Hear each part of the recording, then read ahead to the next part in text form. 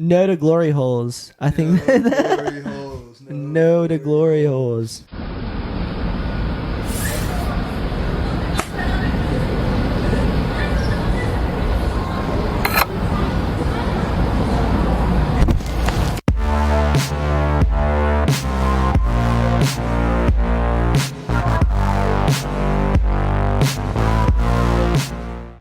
Hey, look at us. We're back with the Garden Fresh podcast. It's been a little bit. I don't even know the last time we put one out, a month or two ago. Took a little break. Some mental, what's it called when you ask off Sabbatical. work? No, you ask off work and you should tell your boss, I need a mental health day. We took a mental health month. Hey, look, we're back. And on today's episode, we got our boy Chris Royer, rock climbing extraordinaire. Extraordinaire of many things. Hopefully we get into that. One is growing his hair out. I'm pretty good at that, man. Two, we got Wyatt Bean in the house. Say what's up, Wyatt. What's up, man? It's been a minute. All right, we're back. I'm glad to be back, man. It feels good to be back in this casting couch. Chris, I haven't seen you in fucking a year? Not a year? It's been a minute, man. I think When we shot Undammed. Undammed. We're out there sweating on the rock on Undammed. Yeah, I don't even remember when that, like 21? Yeah, I feel like it was about, I think it was like April or June was when that was. Because I remember it rained before. Or 22. Yeah. 21. 21. 21, yeah. It was 21. Damn, so a year and some days, some months. Change. Fuck yeah. So what we're talking about, there's a Buffalo River documentary shot called Undammed. Chris Royer was cast to do the climbing portion of that, and your boy was on the wall filming some of that. Yeah, it was a fun day. It was a hot day. Yeah. It was steamy. That's what I remember. It was just really steamy that day. Yeah. Anyways, Chris, just to get into it, I mean, I guess we can jump into the climbing portion. I feel like that's what where your expertise lie. I say that. I mean, I feel like you're an expert at a lot of different shit, or you dabble in a lot of shit at least. Yeah, man, I like to keep my life pretty flavored. Yeah. You know? So let's just give him some backstory. I met Chris in 2018. We were Chris, Mark, and Gage were doing a t-shirt company called Borderline. Y'all have probably heard me talk about that. Mm-hmm. Y'all brought me in to do like social media stuff, I guess. Yeah, and pictures, man. And pictures, that's what it was, yeah. Good photographer, man. And thank you.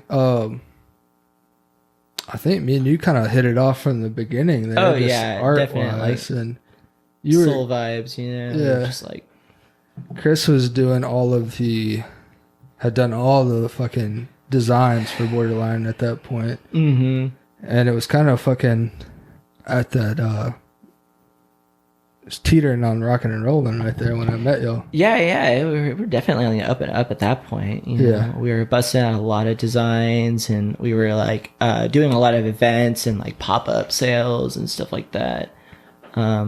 Like collaborating with different like local businesses and businesses all across Arkansas at that point, and outside of Arkansas. Y'all just got into Hibbets when I started. Yeah, we just signed on to a good contract with Hibbett Sports at that point, where they picked us up and put us in a good deal of stores all across like Midwestern United States, like Southwestern United States, all the way to like Utah, I think. Just like the furthest store.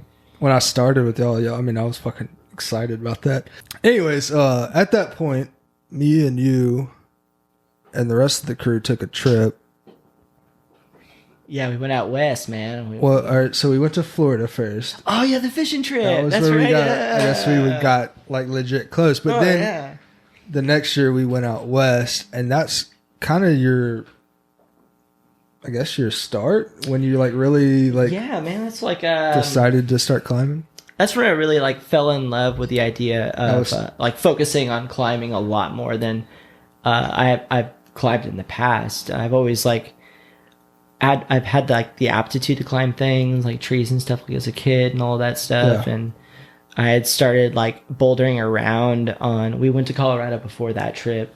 I started bouldering by myself, but I didn't really know anything about it other than like classic movies and like 80s movies, like the freaking Mission Impossible, where you like see like Tom Cruise is like supposedly soloing out there in like Indian Creek. Like, do you have any gear at that point? No, I had like no gear, and like I was like soloing in Nike SBs and stuff like that, and like these Vans will work, or wearing like Converse and stuff like that.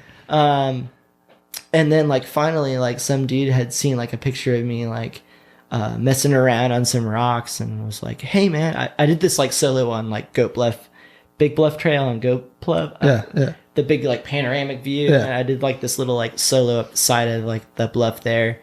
And some guy was like, hey man, I'm gonna go rock climbing. You wanna go like link up, I can pick you up. And that was you did that with Mark, right? Yeah, I think I saw that same picture. Yeah, me and Mark were out there hiking, and he was just like, I was like looking around. I was like, man, I could down climb and get to the bottom of this bluff, and then climb all the way back to the top of it. And it was just like it didn't seem so wild at the time, but like looking back at it, like it was pretty bonanza for what I was doing. Especially not having the gear. Like right now, I don't know if I would trust that rock. Yeah. So, I've had a kid since then, so like I don't really solo that much other than like when I really need to think about some stuff. Yeah. Or not think about some stuff. Yeah. But anyways, this guy picked me up and he's like, hey, let's go climb somewhere at Sandstone. I was like, okay, cool. And he like shows up in this Dodge Sprinter, like classic, like, oh, this guy is like a dirtbag. Like he lives in this van and he's got all this gear and stuff. And we get to Sandstone. And he's like, hey man, you got your stuff, everything you need, your shoes, your harness, you have your springer draws. I was like, dude, what are you talking about? I have nothing. I don't even know the words you're saying right now. Yeah. He was just like, do you have stuff? And I was like, no, man. He's like, well, I think I have some extra climbing shoes for you. And I've got this harness and stuff, and I can teach you how to belay, like a quick little crash course. And we were at this spot called Cave Creek, and it was this classic rock, this climbing route, called Brick Attack. And he was like teaching me how to belay, and I had no idea like what this place was all about. And it was just like the most insane steep climbing I've ever been experienced in. I was like, these guys are mega. And I was like, this is insane. And I just really fell in love with the idea of like what a person can do on a rock with a rope, let alone without a rope. So I was just like, at that point, I was going out more. I was seeking out more people to climb with and learn from. And ultimately, I just took the knowledge that he had like bestowed upon me at that point, and went home and like learned how to like top rope solo and like really learn the rigging of the ropes, and then started going rappelling more and just going on different climbing trips. I went to Horseshoe Hill and really experienced that as well. And it was just like, holy shit, there's a lot of climbing around me, and it's just this different game that I didn't realize was there until somebody was just like, oh, here's the sport. Yeah. Like I had this like built concept of what it was. I thought it was really like punk and like, I'm going to go climb these rocks and like if I fall, I get hurt or whatever. But yeah, I think when we met, I had been rappelling. And, yeah. And with my brothers, we went to, I have no fucking clue where it's at, but Conchy. The Stronghold. Yeah. We went out there. And that was an epic trip, dude. I love that place. That was a spiritual moment for us. Like for me anyways. It was just like a mix of like scrambling and soloing just to get to the top of the mountain to try to find these routes that I had like seen on Mountain Project. Yeah. And then it was just like we ended up just like summiting at the top and being like, holy crap. And everybody else was like way down at the bottom. Dude. Looking for us and stuff. It was nuts. Where were we all at? What do you remember that? Arizona. But what should he search? It's spelled like Conchyse, like CONCHISE Stronghold. Yes, dude. It's amazing. It's like these weird granite spires just in the middle of the desert. the rock, it is granite, right? Yeah, but yeah. it's the beautiful. rock. It is like raw granite. So if you place your hand on this shit, Wyatt, it like cuts your ass. Yeah, it's just like gritty. I don't even know how to explain it. It's like fucking a cluster of diamonds. If they made 10 grit sandpaper, that's what the surface of this is. Yeah, right there. That that's it. Man. Yeah, the stronghold. Photo. Dude, me and Chris and Kelsey started. Kelsey didn't finish. Yeah, she didn't finish. She kind of like peered off. We just like, I saw this like little line like where I could scramble up, and I was just like, yeah, man, we can get up here and check this spot out. Dude, and it just kept like I'm pretty going sure we could see Mexico from there. Yeah, it was It pretty was like on nuts. the fucking border. But I honestly, I don't think I even told her this, but I felt like I shouldn't have let her go down by herself because me and her were helping each other come up.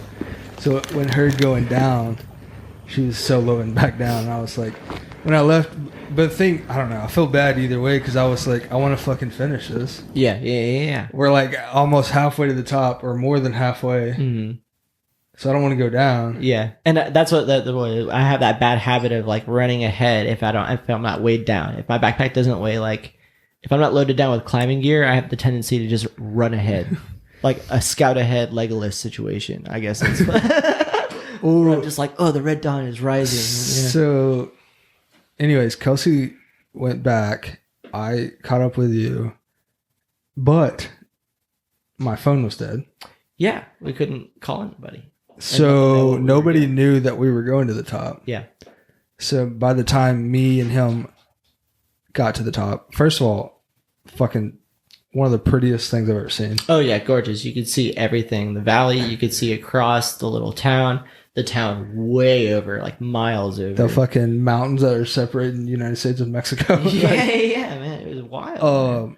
But the craziest shit is when we fucking summited this shit is the mountains in the background that you couldn't even see because the mountain that we summited was like blocking. Mm-hmm. It was just like continuous mountains after that. It was pretty crazy. But anyways, so I didn't have my phone. I had my camera, so I just started shooting like photos from up top. Me and him we didn't take a trail up top, so we had no clue how to fucking get down other than just find our way down. Yeah, I was like, oh, there's like a little valley, like a little watershed basically where all the water kind of pools down. It's like that'd probably be the easiest way to get down because we'd probably be like, when in doubt, we're just like shimmying down like a crack or something like that, like a big chimney or something. Rocks like that were made out of razor blades, though. Yeah. And you're like not huge yuccas that were just like taller than me, 8 feet tall, blooming, and you're just agaves that are fucking giant. Yeah. Cactuses, just all sorts of stuff. We didn't see any like rattlesnakes or anything at that point, but like thank God, I mean, there's no reptiles out for some reason. Nobody would have known where we were at because we were completely away from any fucking trail.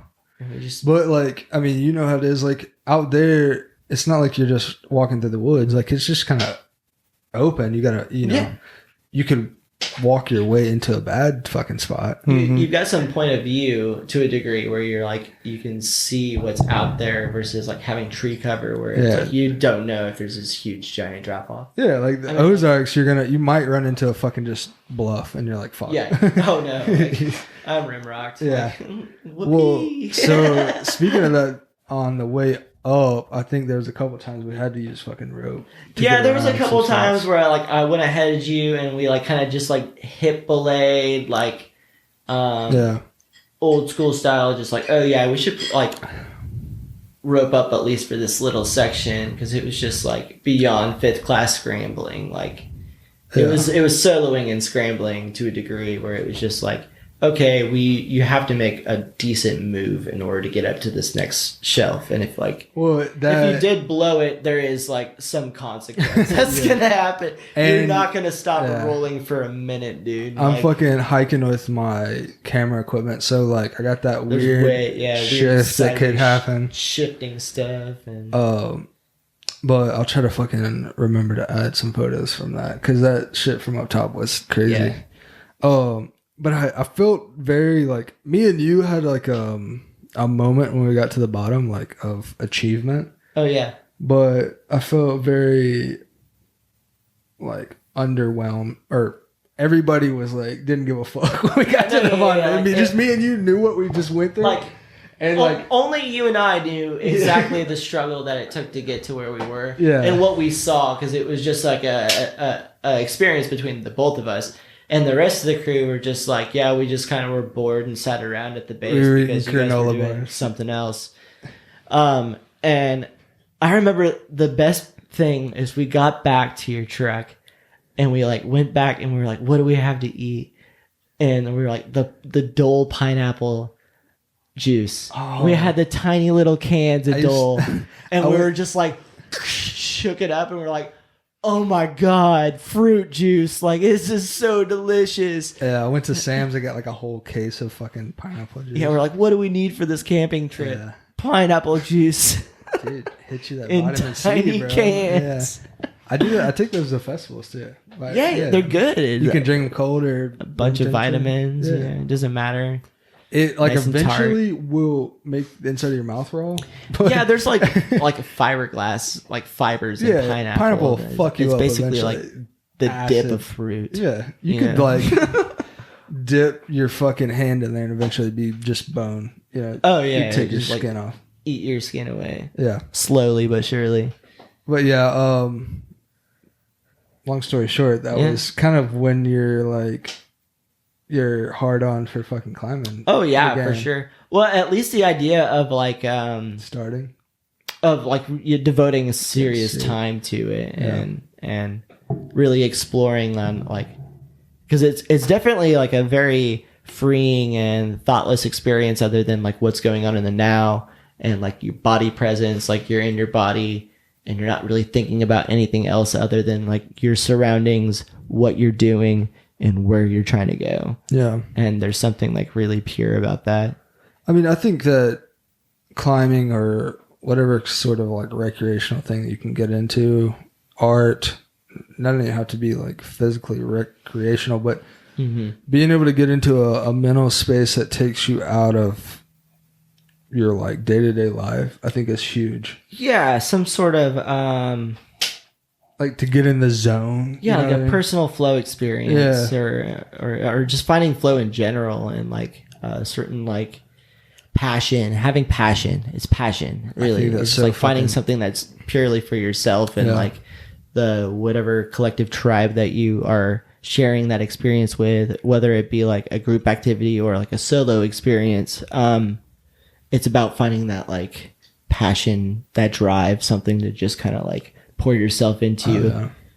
I mean, I think that's why I like after high school I continued to play basketball, because I think that was like really the only thing that kind of gave me that, like, no matter what was going on in my life, a couple hours out of the fucking night I can just be completely in that zone. You know what I mean? I'm not thinking about like what bills I have to pay or like what situation's going on with girls. Like I'm like in the fucking basketball zone or in a zone. You know what I mean? Crossing over all that stuff. You're just like on it. You're not thinking about anything. But that's but that's how like climbing and what I'm getting at is I think everybody needs something like that. It's good for your fucking brain. Yeah, you know what I mean? Well, like definitely, like I feel like part of life is experience. Like that's all that life is one giant experience. And like if you don't have something that's like you take pride in experiencing, that you're not forced to experience, that you're not asked to experience, you're choosing to experience, like then it's enriching your life. Like you're able to go do something for yourself that is like for your life that you want to do. You're not being asked to or like needed to. Yeah, that's a good point. I mean, I don't know. I feel like, you know, life fucking catches up to us so fast that it's hard to like stay in that play zone for most people. Oh, you know what I mean? Yeah. It's really hard to like justify playing as much as you want to play, you know. I think it's healthy though, man. I mean, it definitely is. Like, and if there's different ways that you can implement like playing into like even work life, like whether that be like making like a co-worker connection that you guys could joke or like have a slight competition if you're doing like repetitive work. Like, oh, I can do, like, let's have a little like one off. Can I do this faster or something like that? Like trying to make what you do on the day to day fun. Yeah. Like in some sort of like hype mode, you know, like yeah, dude, you did that really good today. I saw you busting your ass or whatever, you know, or like. So that's a good point. So when Wyatt got out of high school, you worked at a factory. What like your day to day to keep you from going insane? Like, were you like in a certain mindset to keep you like chugging along, or like what was you just thinking about that money, or what kept you like cooking? I would make little games like he was talking about throughout the day. Yeah. With different tasks that had to be done, I would make some kind of game out of it. Yeah, gamify. Yeah. Yeah. So, I fucking hurt my knee a while back playing basketball. Mm-hmm. But before that, we have a Peloton, and there's a mode on there that is a video game. And you ride the bike, and by achieving... like a VR type situation? Type of thing. Like, you move the bike left or right via speed. Okay. So, like, you're trying to achieve, like, a certain, like, thing, and to go right, you have to go faster, and to go left, you slow down, but you, like, crank the resistance. Yeah, you, like, crank it up. So, like, oh, I need to, like, go faster at a higher angle or whatever. It's not my favorite thing on there, but it does, like, kind of take you out of the fact of the suck of fucking going hard at shit. Oh, you know what I mean? Like the suffer, yeah. So you're at least, like, playing along with it. You know what I mean? I could see how, like, if you really got disciplined about, like, trying to achieve a score or some shit on there, like, it could work for some people. You know what I mean? It's definitely like a really good coping mechanism for like learning how to suffer. And that's another thing is like no matter like where you're at in life, like financially or like job security wise, there's going to be times where you suffer, and like those are your lows, and you got to learn how to turn those lows into like at least doable times where you're not like going to give up. So you've got to like kind of like play a little game to help you get through the suffering and the suck in your brain, and then afterwards you're like, yeah, I made it through that, and it wasn't so bad, and I remember it kind of fondly because I was just like trying to do it, and I got through it, and like you're a better, stronger person that way for like knowing how to get through the suffer and enjoy it, you know. It's like distance runners. They'll pick a spot out in front of them and say, hey, I'm going to make it to there, and you just keep on doing that, making it a challenge for yourself. That's a good point. Yeah. I mean, dude, I that fucking discipline's a bitch regardless. Like, I mean, we haven't put out a podcast in a couple months just for the fact that I fucking get so tired of editing this bitch. Oh, you know yeah, what I mean? So it's not like I don't fucking love it and I love talking to people, but it's like, you know, editing the video, the audio is pretty easy. The video is gets old. And speaking of that, y'all might notice we don't have our headphones on. We had a little fucking glitch. So we're back though, and you gotta adapt. That's another thing is you have to adjust and adapt. We're adapting. Yeah. There's this moment like me and my dad had this little like side thing where we were doing like a little music venue. And I had to like paint the sign on the roof or whatever to say what our venue's name was. And he got this little side ladder out, and I like was trying to climb up on the roof, and like the ladder kicked out and he dropped it, and I was just kind of hanging there, and he said, "It's Arkansas, bud. You gotta adapt." And I was just like, "What does that mean, Dad?" Dude, some of your stories about your dad, Sid, right? It's Sid, yeah. I like Sid.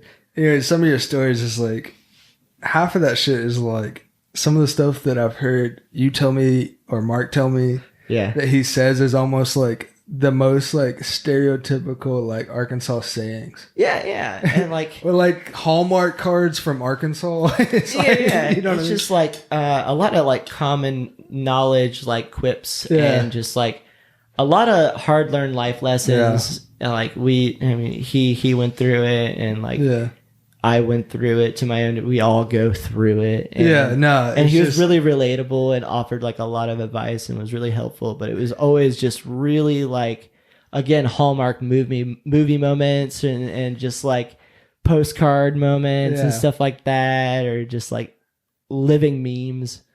It just like real quick things that you wouldn't even think of, that he's just like, yeah, we can rig it this way. And then, or like, it's all right. You know, it's going to be this way or that, or you never know which way the leaves going to fall. If the some weird saying, and it'd just be like, wow, dude, that makes a lot of sense actually, you know? Yeah. Well, I mean, the fact that like the vibe, I only know him kind of like, I've only met him a few times, but the vibe he's always given off is like, he kind of sees, he can find the positives in different situations. Yeah. Oh yeah, for sure.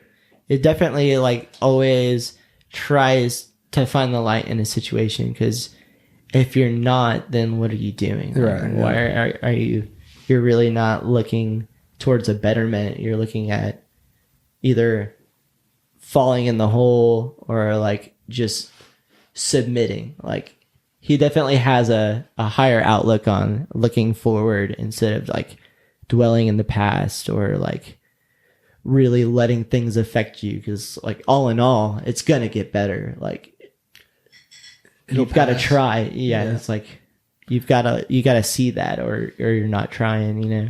So like to kind of get back to climbing or your passion for climbing,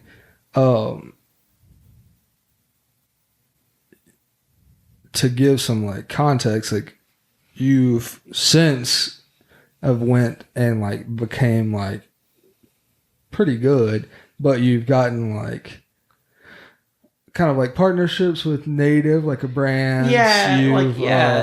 I think it also comes back from like just like, I think Borderline helped me a lot with learning how to network and stuff like that, and recognize and try to partner, like help local businesses and brands and stuff like that with like as much as possible, because we're all like representing our state and stuff like that. So I kind of like took that to heart and like really went out there and like, again, I started climbing pretty hard and just going out there. And a lot of what I do is developing areas that people don't go. And sometimes it backfires on me sometimes. Like some people don't like me taking pictures of places and that I'm climbing and stuff like that and posting it and everything like that. But really, ultimately, what I'm trying to do is bring like attention to our state for a different outlook. Like people don't realize like what's going on here. When it comes to that, like people are super. Northwest Arkansas is just like hands down one of the most renowned like mountain biking like MTB locations for like downhill in Ponca and like all over like Fayetteville and Bentonville area and stuff like that. And like we're also known for a lot more other outdoor recreation things that are more extreme than people realize. Yeah, that's going on in our state. You know? And I love that. And I was just like, yeah, I like that a lot. Like this needs to be shown. Like people need to realize that there's a scene here, and like there's like you were saying with like Native and Lives In, and like I worked with Gearhead and Bearded Goat and a bunch of other just like local Arkansas brands to help them showcase like what's going on in our state, you know? Well, it's cool that you know, they've kind of worked with you, but it's also like they understand like the more that other people see you climbing, you know, they kind of promote the outdoor space in general. Oh yeah, for sure. But like even with the state, Arkansas Ambassador Program, like they want people to know like climbing's a thing in Arkansas, you know? It's like Horseshoe Hell too. Yeah. Like that's like on Red Bull TV, and it's like world renowned. People come from all over the world to come to Arkansas and just like throw down and suffer for 3 days. You know? There's still a huge like still a lot of population doesn't know that even exists unless you're like within that space. You know, people don't. The casual person doesn't know there's a a world class like climbing event in Arkansas. Yeah. You know what I mean? So that's people like you. You know, it's that's where you're at. Like shines trying to a little get it light out. on it. Yeah. You know, a little flashlight. Yeah, but you know, your passion for climbing is not. Maybe the climbing's new, but your passion for just trying new things is not new. You know? Oh no. So like, I've watched you play music. Yeah, You're fucking great at that. I've watched you fucking skateboard. You're badass at that. So like, I've seen a lot of your art. You're fucking a great artist. So like, you know, I feel like me and you kind of vibe on this level where it's like we like to try things until something really fucking grabs us. Yeah. You know what I mean? Oh, yeah. And I mean, since we started this podcast, I've kind of preached just fucking try shit. You know what I mean? Because a lot of people get like stuck at home doing the same basic ass shit when like you can just continuously, if you spend a weekend fucking mountain biking and you hate it, like fuck, you know, all right, move on. You know, don't like it. That's not your cup of tea. But man. like, you won't never know until you try it. Yeah, so, yeah, like, exactly. You don't know what it like. And again, you've got to try other things, and especially if you don't have like one of those passion projects or like something, and you feel like a void or something like that. You got to start like allowing yourself to be open to falling in love again with something that you want to do, instead of like being scared of failing. Like, that's the biggest crippling thing is like, oh, it'd be really cool if I could mountain bike, but they like want that instant gratification of like wanting to be like a Black Diamond Trail fucking mountain biker. And it's like, no, you need to just like go have a good experience, like take it slow, kind of like introduce yourself to it, and be open to the idea of like, yeah, I might not be the best at this right now, but was it fun? Like, did you blank out? Did you just like have a good time? Did you like feel alive? Like, did it spark joy? Like, you know what I'm saying? Like, you've got to be open to the idea of trying things, or like doing a different hobby, or at least like allowing yourself to explore options that are given to you, you know?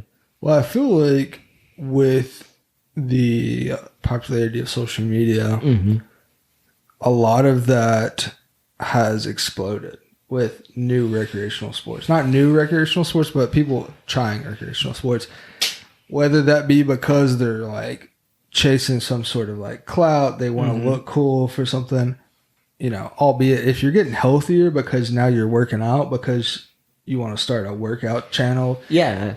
All right. I mean, maybe the reason you started is not the best reason, but you're getting healthier, you know, so that's a good thing. Like, I guess you could look at social media on the other end where you get locked in the consumer mode where you're just sitting at home, like looking at other people's shit. That's a bad part. That's a bad part of it. But, I mean, I would say like the outdoor activity like space has exploded because of social media. Like, hiking, like all of that shit has exploded, you know? So whatever fucking tickles your fancy, just try it. Like, you know? And again, information's in your hand. Like, if you don't, there's sources out there, like Google is a powerful tool. Like, again, like Reels and TikTok and stuff like that. Usually you can do like a follow-up link or something, like look at the hashtags, find something in your area, like hire a guide, or like go to a specialized area, or like reach out to like forums or local community pages and just like go link up with somebody and give it a shot, you know? Well, I mean, I know when I started photography that I was trying to find the coolest shit in Arkansas to shoot. Yeah. And like I found it through social media, just seeing like Goats Bluff or somewhere like that, and I was like, I gotta fucking go there. Yeah, reach out, talk to people, like send them a message, be like, hey man, next time you go out, let me know. Like, I would love to tag along. You know, most likely, like, people are gonna either be like, you're gonna get yes or no, and like either a no and you're like, oh yeah, and you keep trying, or like you get a yes and you go out and you have an experience. And again, like that guy that picked me up and took me to sandstone and taught me how to like rope, you know? Yeah. But I was just like, I had no idea. I was scared, dude. I didn't know if he was going to push me to go solo something that was out of my range. And he was just like, going to be like, yeah, follow me up this way. And then like, I had no idea what I was getting into, but I was just like, okay, I am going to go climb. I'm going to go to this place and climb. And this guy is going to be there with me. Yeah. I mean, yeah, even if you don't go as far as like connecting with people as in like, I'm going to meet you, at least reach out and figure out how you can do what they're doing, whatever that may be. Like, yeah, ask questions. Yeah. I mean, people like talking about their passion. Like, exactly. You know what I mean? They're going to, if this person is a badass fucking guitarist or whatever, and you say, how do I, what is a good starter guitar? They're going to fucking, unless they're just straight up assholes and just too big for you. Exactly. Like, they're going to be nice. If you're like looking to like get guitar lessons, don't like slide into Jack White's DMs and be like, hey man, do you know anywhere in Arkansas I can get a guitar lesson? What, dude? That's a different caliber. So like, to give two examples, like when I was starting the photography, I messaged Jeff Rose. Yeah. Like connected with him, right? Mm-hmm. And on the opposite end, I have definitely, like, people have hit me up about locations or whatever, and I've gave them the same shit, like camera gear, whatever. I've fucking relayed the same shit. I have no clue who these people are. Yeah. It doesn't matter to me. You know what I mean? Man, there's a beautiful waterfall. How do you get there? I would love to go take a shot at that. Or like, I'm from Mississippi. We're coming to Arkansas 2 weekends from now. Where should we go? Yeah. How many times that's happened to me, and it's just like, I'll give them a list of places to exactly check out, you know what I mean? It's no big deal. I mean, you're in fucking Little Rock. You were like, where should I go eat? I just like, I know we know each other, but I'm down here for some like side gig, and then I'm just like, hey man, top 3 restaurants downtown, go. Like, to anybody I know that's from the area. It's like, you just got to ask questions and look for the experience that you're wanting to have. Because it's out there. Like, nothing but different pathways out there for you to find. So, I don't know if this is like a sore subject or not, but your past like foray in playing music, you were in a band, right? Yeah, I was in a band, a decent band. Yeah, right. Y'all were like traveling and doing the thing and touring, and every weekend going to like different states and traveling all over the place. I mean, and that's like, but even just say y'all were low level doing that, right? That's still top 1% of people even getting to do that. You know what I mean? So what if that experience have you carry like as a impactful part of your, past that's touches you today? Does any of that carry over? You know what I mean? Yeah, definitely. Like the way I interact, being a musician and traveling, you run into a full spectrum of people, especially if you're like going outside of like your city, if you go outside of your state, if you go outside of your country, like you are going to experience different calibers of people, different cultures, different economical classes, and they're going to talk to you. Like if you're open to talking to them, if you close yourself off, hide in a corner and just like not leave your house, like you're not going to have these experiences. But the biggest thing was just like realizing how big the world was, how much other things are going on, realizing subcultures, like different genres of music people. Like there's people that are like, say you're like in a punk rock band and stuff like that, hardcore music, like there's a whole different subculture. There's tours and festivals that are based around just that.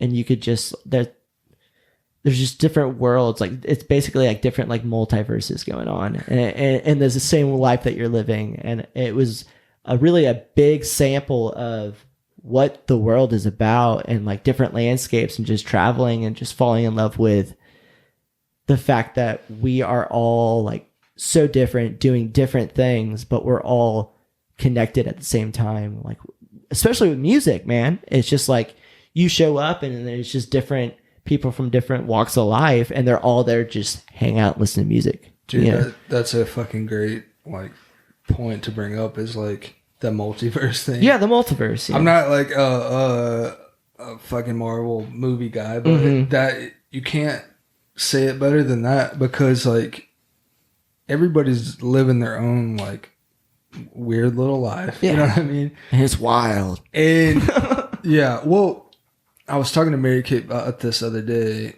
It's like how we kind of form our personalities around our experiences.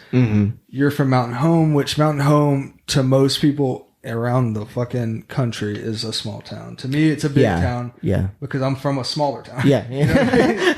But I lived in bigger towns and then moved to a small town, so I had some culture before I even got to the small town. Yeah, that like culture experience for you was kind of the opposite, where like you came out of Mountain Home, you got to experience all these new people and shit like that, which kind of like opened your mind to like things are okay outside of my normal life. Like, you know what I mean? Yeah. And until you like get to have those experiences, you get kind of like comfortable, like this is how life should be because this is the only thing I've known. You know the square. Like you've got like this small little box that you think you have to occupy, and if you don't, then you're not fulfilling your need. Right. But like if you go outside that box, like outside that square, you're like, man, I could draw my own square if I really wanted to. Right. You know?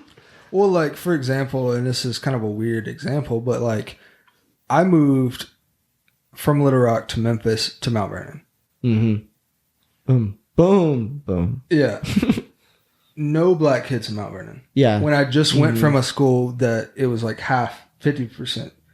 And like, you know, the opposite when the kids are only from that small town, they've never been around black kids. Yeah. So you don't realize, like, you kind of like live in your life and things are weird to you because you've never been around it. Yeah. There's no gay people in your town, or that you at least talk to. Yeah. So you're like gay. You're bumping into things you've never experienced before. Yeah. So now you think gay stuff is weird because you just feel uncomfortable to a degree or something like that. Yeah. So you're it's never just an like, unknown. Yeah.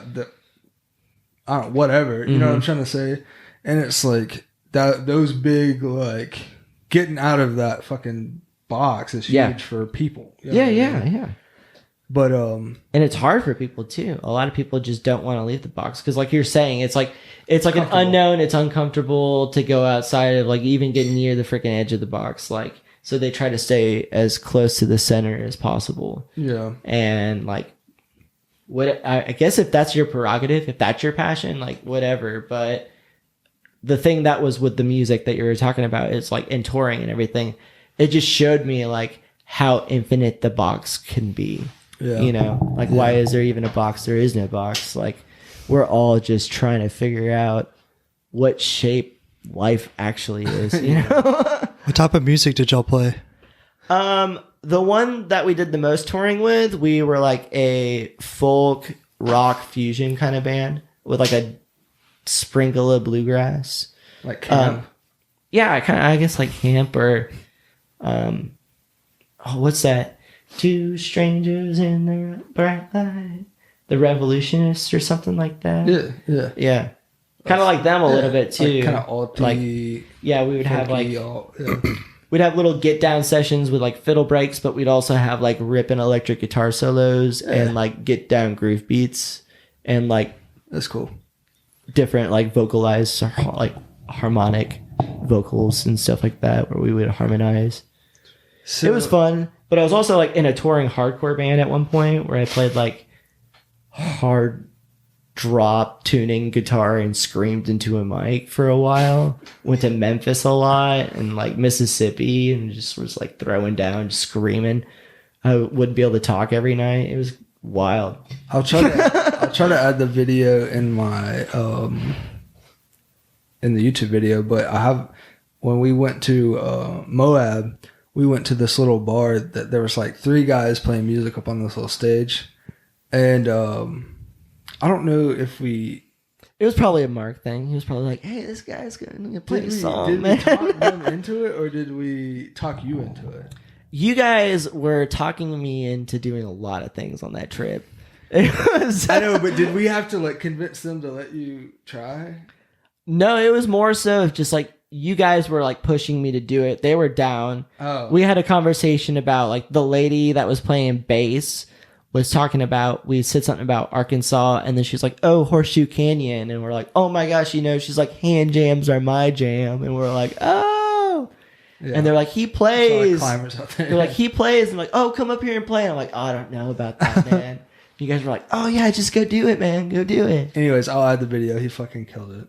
So Chris is they like jumped in and were like playing licks and stuff. It was pretty cool. Y'all played a song. Like, some song, I don't remember.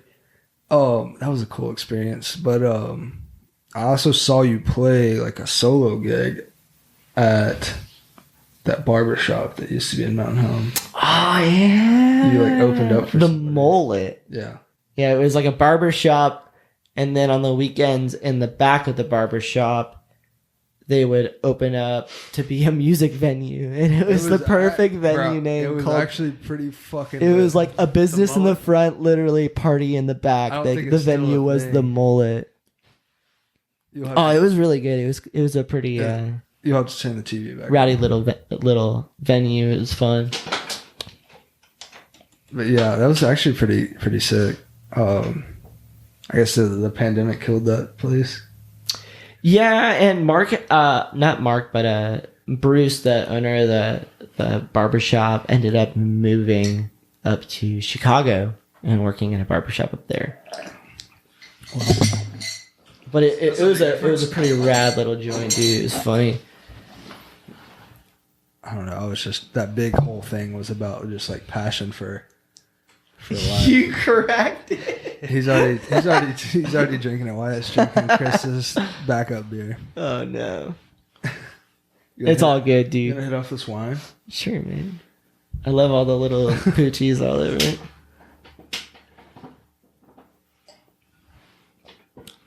But no, it was a really good experience being able to play music and stuff, and I kind of have a hard time playing music anymore. I guess I'm just lazy. It's a bit of a hassle because usually I'm the guy that brings both the sound equipment, like the PA, and I have to set up and like balance and EQ myself and everything like that. And it's kind of a hassle and a lot to move. It's a lot of work. And like the whole touring band, the biggest reason why I ended up leaving that band, I left before they broke up, was because like the other guitarist in it died in a car wreck. And like usually it was me, Luke Gessner, which was the guy that died, and Wes Dorothy. We would like power write songs, and then it just, the whole dynamic kind of changed after Luke passed. And it was just like, it was really hard for me too, because like he was the other guitarist, so like me and him balance and like play a lot of like back and forth soloing, and like he would like do some like background swells while I'd build up with the rhythm, and then we would switch lead or something like that. So there was a lot of like stage dynamic that ended up just like vanishing after that point. And then it was bringing in other backup guitarists or like new people in the band to fill that void, and then them bringing in a different flavor, and then like them working on a different song. And then to be equal as a band, you kind of have to be a democracy or like a complete oligarchy, or it's not going to work. So try to go the democratic route, and people would like pitch songs, and then feelings would get hurt, or like certain songs wouldn't really like vibe, but we'd play them anyway. And then it was just like, it started becoming this giant mix of everything that wasn't the original ingredients to the sauce. And then the sauce just kind of broke. Yeah, I felt that was wild. I mean, I guess like a death will fucking like change everything. Oh yeah.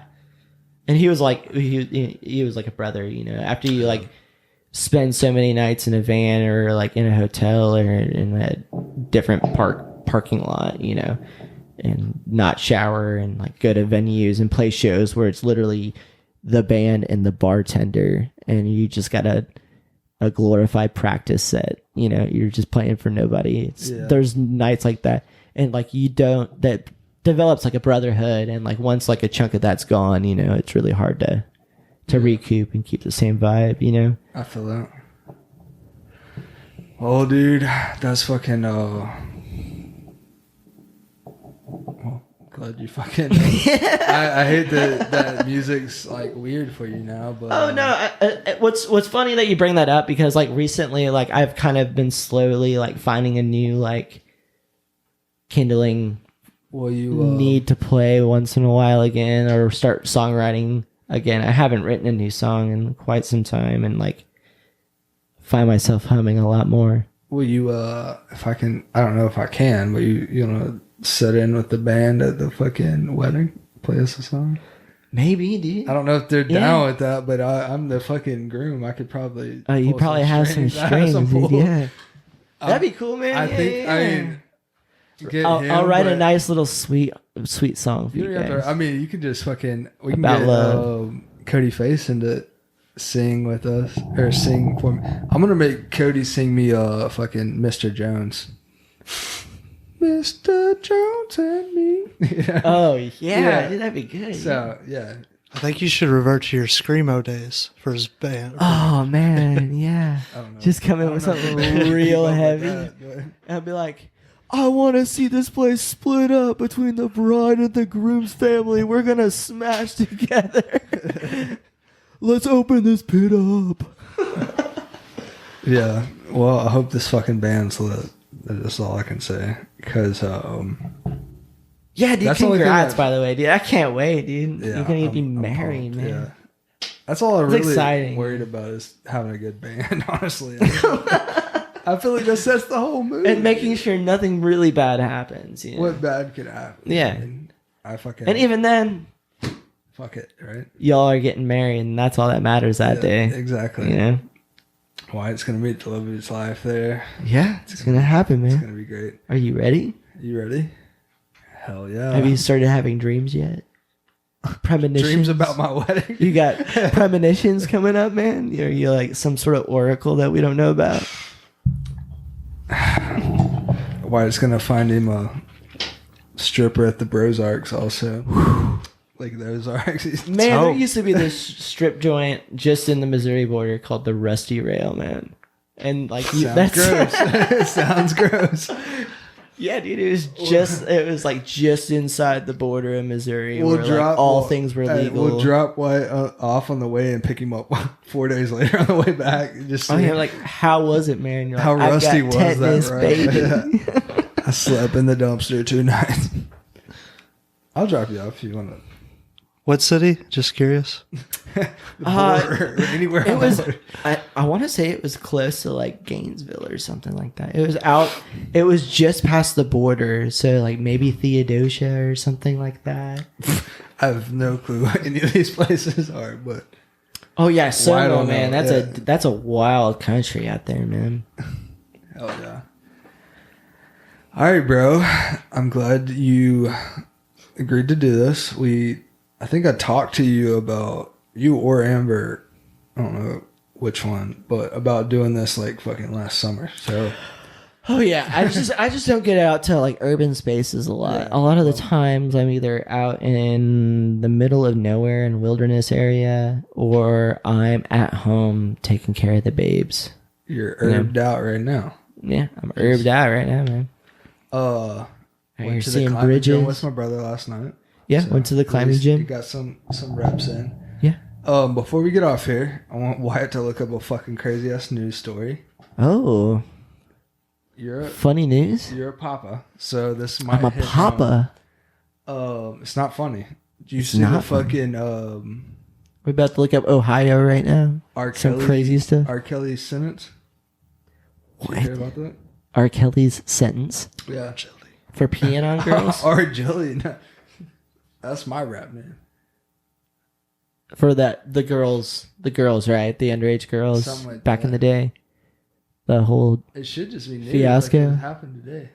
R. Kelly already serving 30 years for sex trafficking, sentenced to 20 years in federal child. What? He's gone, dude. He's gone, dude. He is R. Kelly forever sentenced to 20 hiding in the years for closet. Child sex crimes. All right.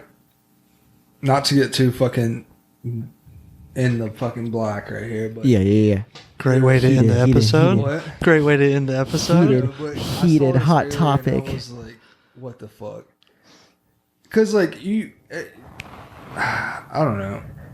I wish I honestly like had a filter on my eyes, like how I don't know. Like I need to know that this stuff exists, but also like it just brings a fucking damper to your day. He was this child's godfather. Of course, it's always somebody. That It was a video of him abusing a 14-year-old goddaughter. So who let Mr. Kelly be their godfather? Well, I'm sure that he had funds.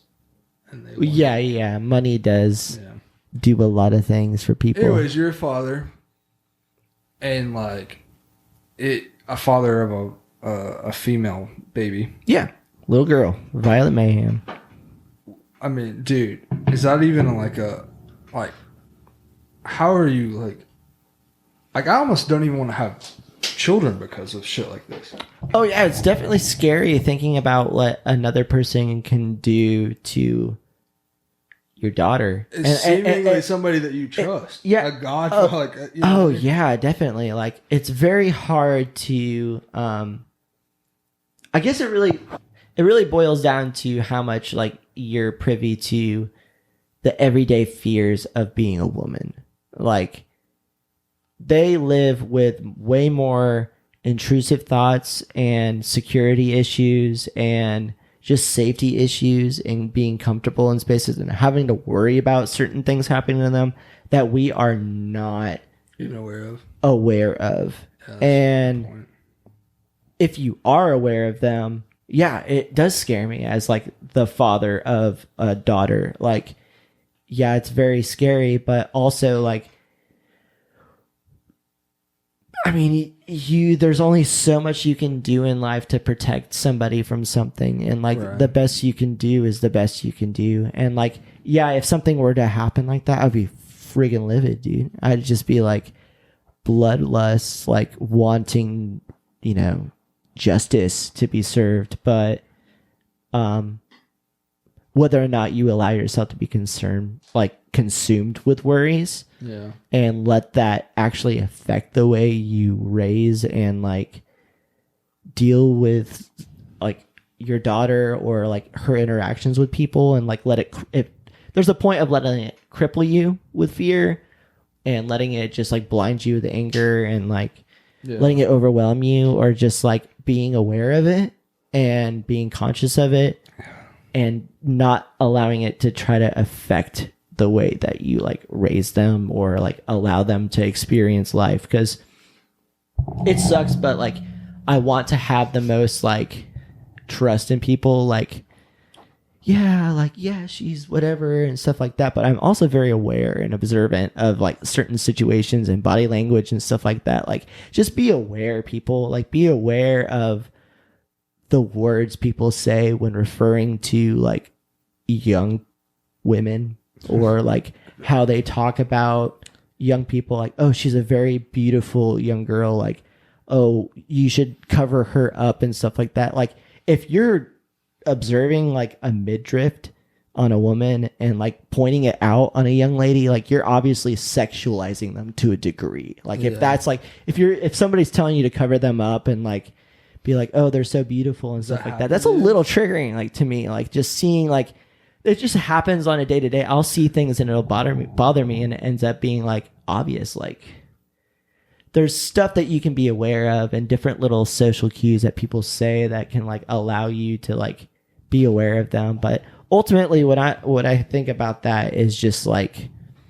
it's crazy how much like power and money can blind people and let them get away with certain things. And it's kind of sickening, but yeah. I mean, dude, talking about being aware, like, so I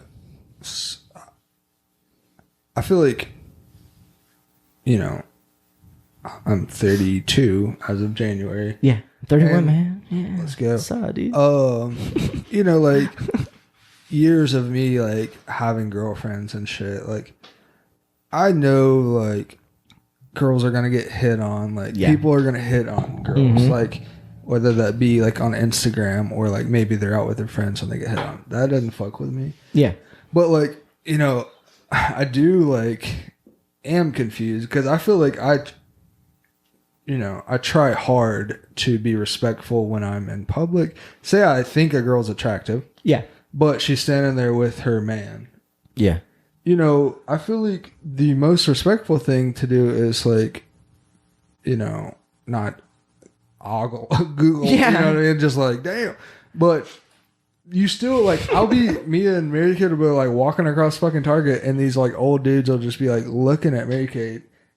And I'm like right here. You know, I can fucking slap this dude if I wanted to. Yeah, just like have some couth, man. Like, yeah, and it's like I understand maybe you think she's pretty, but like yeah. You know what I mean? But then again, it's like it's seeing something like that, like you recognize that that's something that they have to deal with. That's a fear that they have to worry about. And like, you can see that and like kind of like choose to be like, oh, like you see like some guy looking at your little sister or your little cousin that you're hanging out with, and you're like, what the heck? Just stand on the other side, block their view, look at them back, check them out, give them a I always look at the dudes. Oh yeah, straight in the lick face. your lips a little bit, be like, what's up, dad?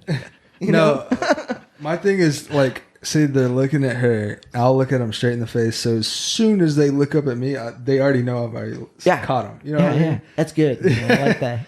Yeah, but I mean, I know that's like girls are very good at like not even fucking making eye contact with like.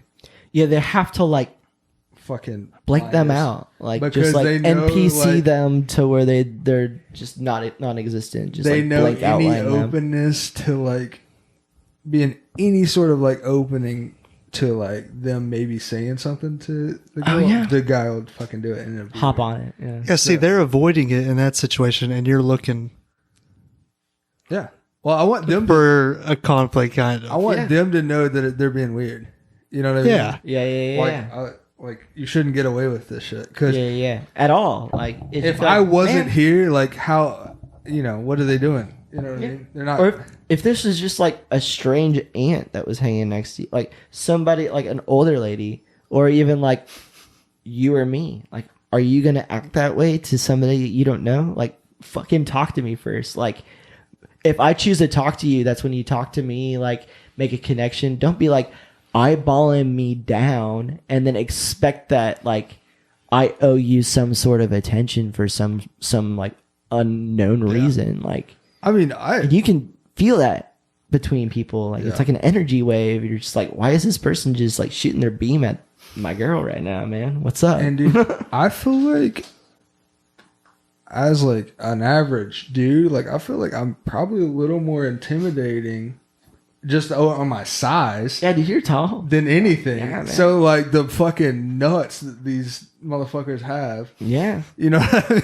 mean? Like to be doing that when like, you know, I could fucking karate chop these motherfuckers, you know, and like I know that they're doing. I feel like it's slowly getting worse. What? Like I feel like back in the day it was kind of like more of like a respect thing, but now it's just like I feel like Snapchat might be a little bit to do with that. Like it's a little bit just social media in general. Yeah, social media in general. Like you have the ability to contact and just delete conversations. That and just fucking and just like and look at people without them knowing you're looking at them.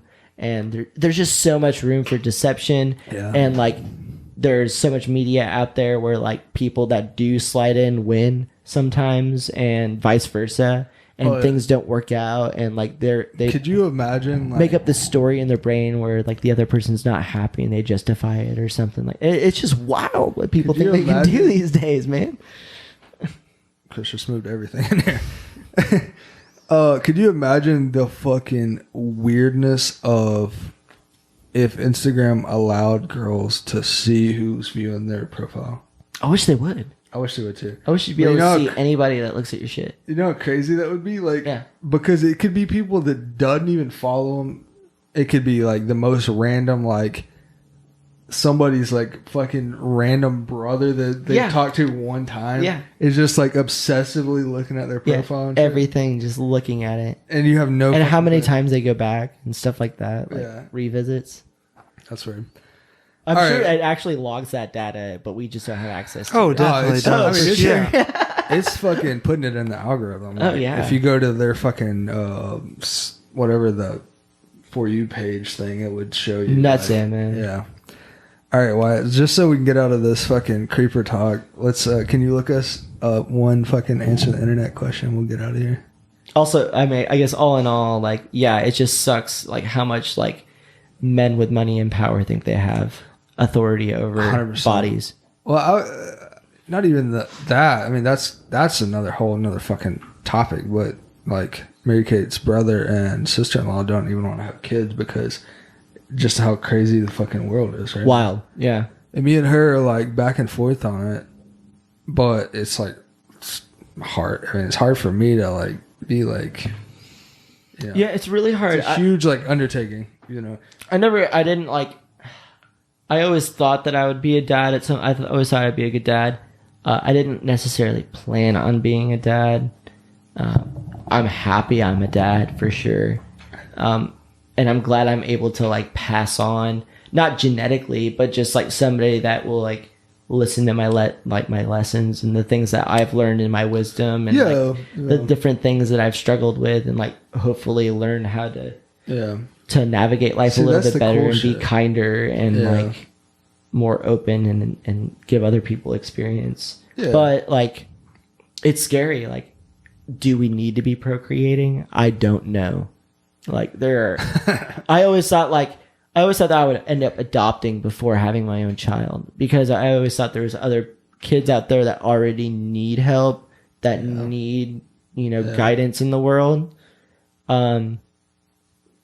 already on this planet, let alone just making your own. Yeah. I mean, I don't know, man. Like, there's a lot of fucking cool shit. You know what I mean? A lot of shit that I think would be cool as fuck. So it's just like, they look like you at all. You're like, oh, this is wild, man. Dude, I heard this thing about how the first month, and you can tell me if you believe this or not, but the first month of the child's life, the child looks the most like the father. Yeah. Yeah. So it like naturally tricks human brains into thinking that it's theirs for sure and they'll stick around. Yeah. So you don't leave. Like, so you don't leave. Yeah, that's so wild. I do believe that. I do feel like Violet did look. I've seen baby pictures of myself. Yeah. And when she came out, she looked like me as a baby. Like, I was just like, oh wow, okay. That's funny. Find anything cool for us, Wyatt? I'm looking. Should I hit the? You haven't asked him our question.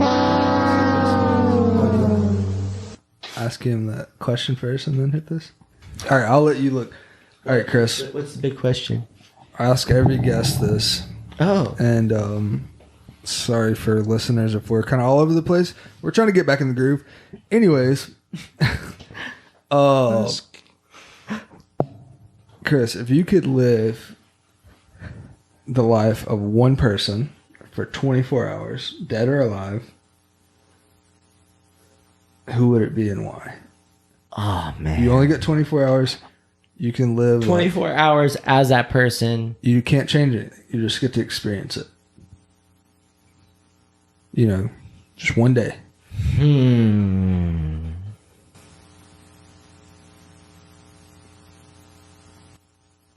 This is a tough question. Dude, that is so very Everybody's difficult. like, I wish you would have told me earlier, but I don't want to tell people earlier because I want to get a fucking straight off the dome question or answer, because I feel like if I told them earlier, it's going to be too kind of tailored. Okay, I have one that's kind of like on the edge a little bit. Okay. Because I don't know if it really happened or not. Like, moon landing. Oh. Being on that moon, if it happened, like the first person that landed on the moon, Neil Armstrong. Like, if that actually happened, and being the first one on there and like bebopping around on a different terrain, unknown to anybody, experiencing like half gravity and just like the unknown and just like pure like human exploration at its finest, like beyond anything, like without question, like yeah, you could be like the first person to step on a mountain, but how do you really know that you were that first person on the mountain? Like, Yeah. maybe someone didn't record it and they did it before just for the pure self-proving like battle of getting to the top of it. But going to the moon, like, Yeah. I don't know. I feel like that is like a very huge, mind-blowing experience that no one would really be able to, other than like an astronaut that gets to go there coming up soon or something, going to Mars. You know, that's something that you would never get to experience as like a normal person. Yeah. I mean, that would be The whole journey, dude. I've had the whole 24 hours, like getting in this giant freaking bomb that could explode and it just be like, and then feeling all those G's while you're just soaring on top of like this fuel burning up, hundreds of people watching you. Like, I've had those, like, definitely not that extreme, but yeah, like when me and my brothers rappelled hit Hemden Hollow. Oh, that's a big one. I was like, how many people have done this? Yeah. You know what I mean? Oh, yeah. It's fucking 200 foot tall waterfall. Yeah. How many people have fucking dragged a 400 foot rope up there? Yeah. And just heaved themselves off the side of it. Just like, let's go like, sport rappelling, guys. Yeah, Woo! Yeah.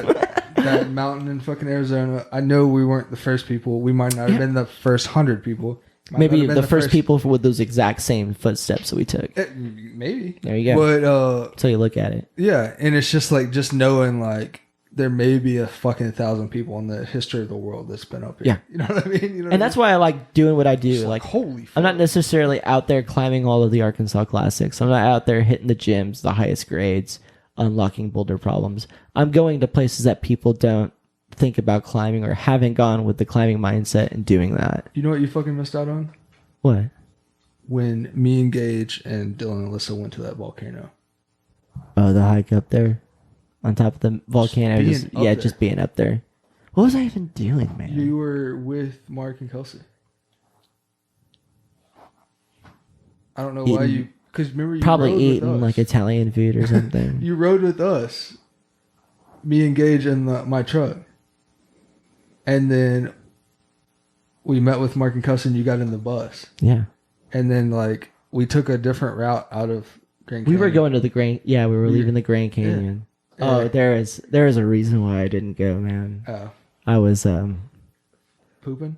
Nah, dude. I was taking a nice little trip that day. Well, you would have had a great trip on the top of the I bet I would have, man. I just kind of like got roped into like being in a cozy space at the time and not wanting to really go outside of that space. Down, I tell you that. Yeah. Anyways, I would have loved that though. Yeah, I did miss out, but I want to go back there because like we didn't know that it was a volcano until hours after because we didn't have signal. Yeah, we were just like, "What the fuck is this giant? What is hole this giant?" We thought like maybe because it was called. There was a fucking 8x8 sign at the bottom that said SB Crater 52 or some shit. Like meteor crash. I was like, did a fucking meteor hit the ground? This is for the kill the dinosaurs. Asteroid fucking land on there. And we had like looking back, we were dumb as fuck because there's black rock everywhere. Yeah, it's like lava. Dylan has a piece of lava. What is this? But yeah, no.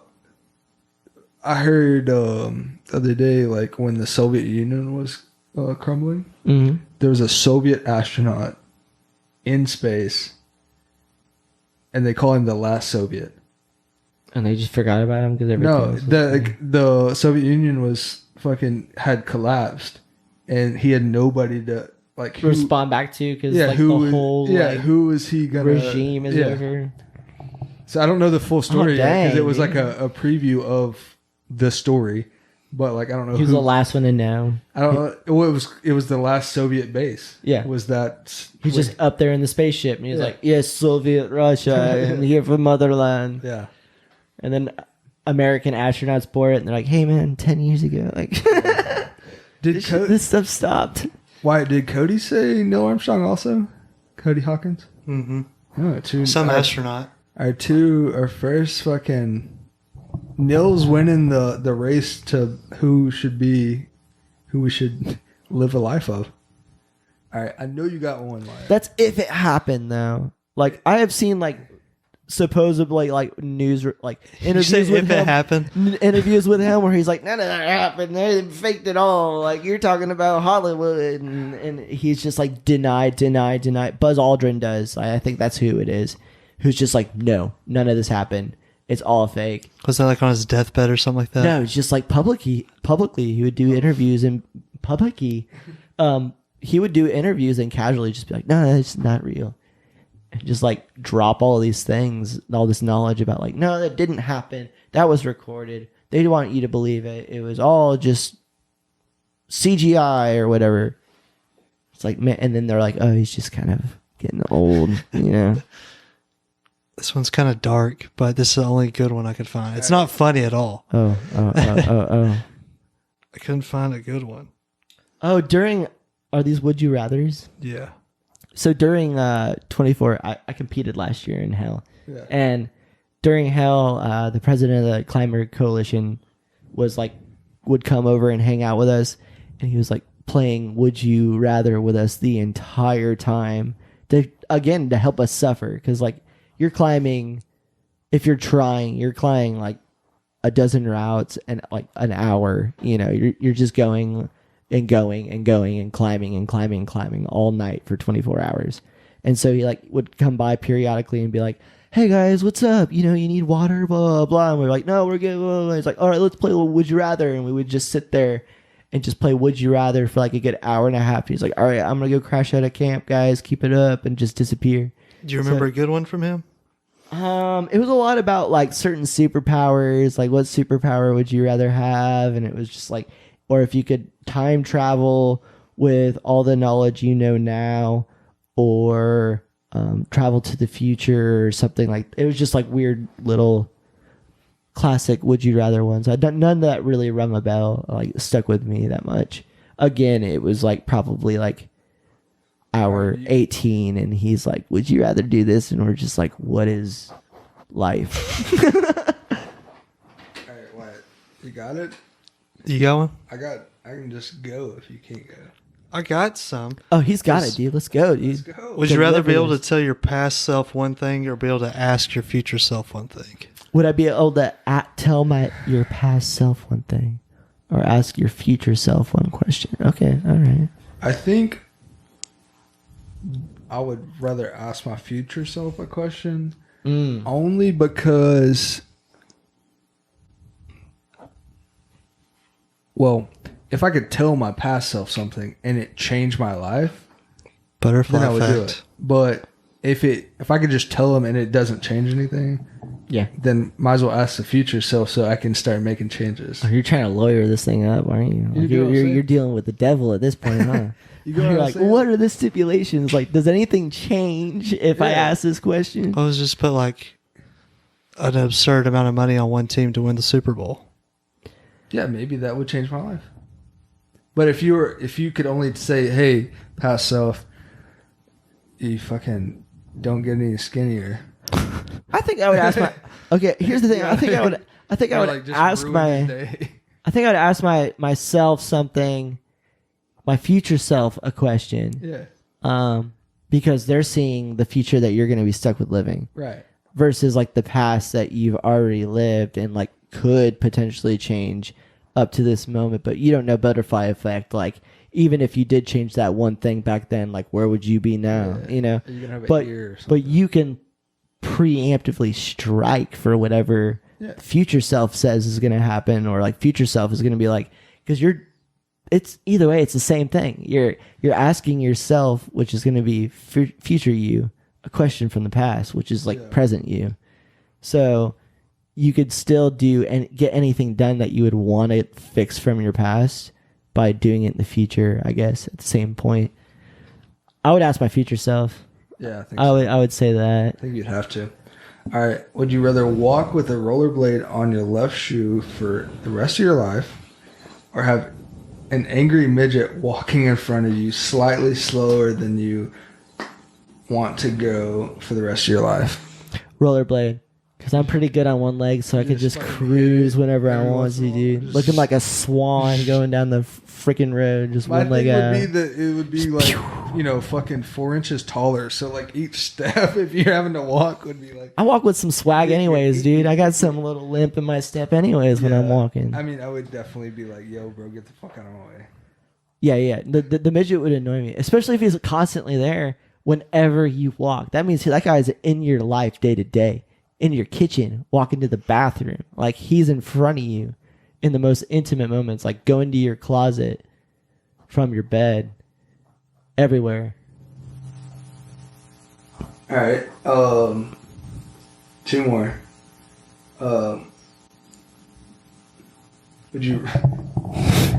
Would you rather your mom or your daughter be a porn star? Mom, yeah, I think yeah. So. You're a dad of a daughter, so like. Yeah, I think we touched on this earlier in the interview. I don't think I want. Definitely think mom. But also, I would want my mom right now because. Hey, I don't know. No shame in sex workers though. At the same time, like no shame in sex workers. Like, would I prefer? Yeah, no, I wouldn't want my daughter doing that. But because you had to deal with it. Yeah, because I had to deal with it. If you could say, I wish my mom was. I wish.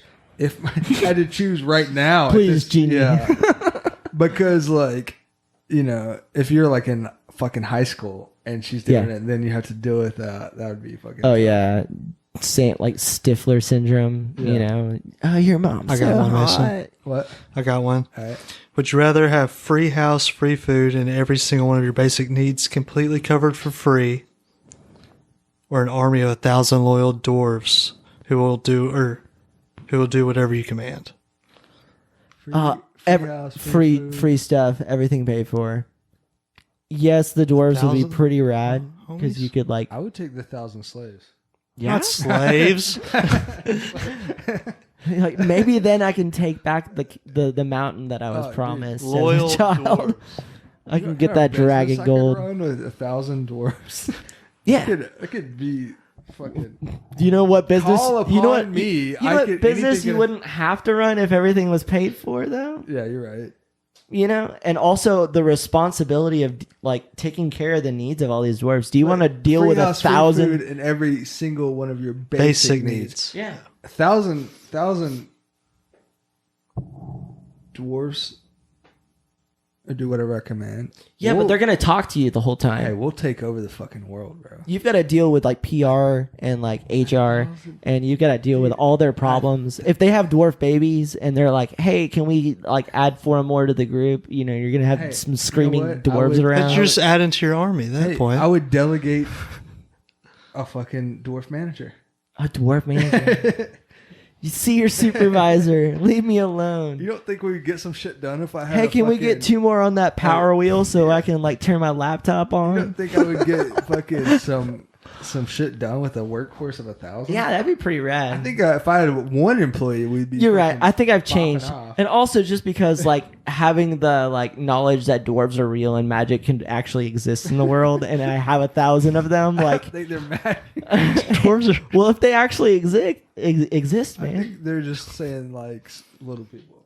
Oh, they're real. Oh, they're real. Chris. I'm thinking like Gimli. I'm thinking about like Gimli and like warriors. I'm talking about like a whole subculture, like underground, like Lord of the Rings style. All right, you were in a band. You were doing a lot of traveling. Here's the last one. Okay. If you came across a glory hole, would you put your penis in it? Probably not, man. Okay. Because who knows what's the glory hole is? It for pleasure? Is it business? Is it pain? Like, yeah, 100%. Where's that hole go? I'm gonna say 100%. There's a dude on the other side. Yeah, so I'm not ready for singularity in a black hole, man. I don't think I can do that to my member. Also, it would be unless I knew what was going on the other side, it ain't happening. You know what I mean? Yeah, no. What about you, Wyatt? Probably not. Okay. Yeah. I'm glad we agree on this fucking thing. All right, Chris. No to glory holes. I think glory holes. no to glory holes. All right. thanks for coming on, dude. I'm Oh, glad for I got real, to see you. We had some a scrumptious little dinner earlier. Oh, the sushi place, the rock and roll sushi. rock and roll sushi. We had a rocky like a hurricane or Yeah, I had a mixed drink from their cocktail menu, some hurricane, and a flyway. Had a flyway, Flyway's fire. local brewery. Gotta love them. Yeah. All right, bro. Yeah, See you, man. yeah.